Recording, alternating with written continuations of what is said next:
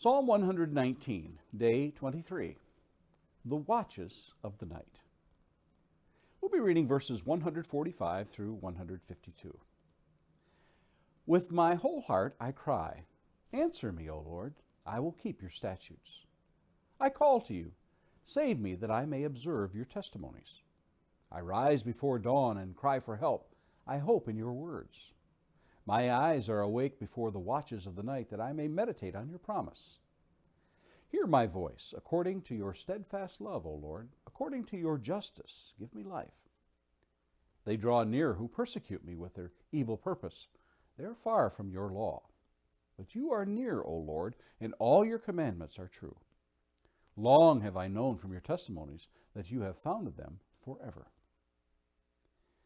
Our thoughts today center around verse 148.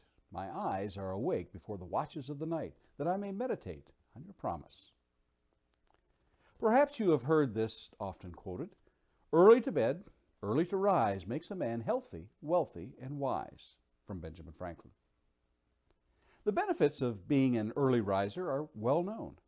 Many successful people have this common habit. They get up early. We all have the same 24 hours, but there's just something about getting up early to take on the day that sets things right. Still, when you look at what is written about good habits these days, seldom will you find this habit listed near the top, and perhaps not at all on the list. Sure, good nutrition, exercise, positive thinking, and the like share the list of many. Yet, being an early riser may not be found in that list. It is typical for people to classify themselves as morning people or night people. That is to say, you either have peak performance in the morning or evening, generally speaking. Once that mindset is locked in, there is very little that can change one's ways. Regardless of whether we are morning or evening people, more than likely we do have day jobs, though. Often being a night person leaves a feeling of sluggishness in the morning. The psalmist tells of his eyes being awake before the watches of the night. A more accurate rendering reads, before the morning watch. The watches of the night were divided into 3 4-hour segments, roughly 6 in the evening to 10, 10 to 2, and then 2 to 6. He was an early riser. He rose before dawn. 2 verses in a row herald his early rising habit. In verse 147, he writes, I rise before dawn and cry for help. I hope in your words. And continues on with verse 148. My eyes are awake before the watches of the night, that I may meditate on your promise. But it wasn't just a circadian rhythm thing. It wasn't just a habit of highly effective shepherds. His delight was to rise early to meditate on God's word, translated here in the English Standard Version as promise.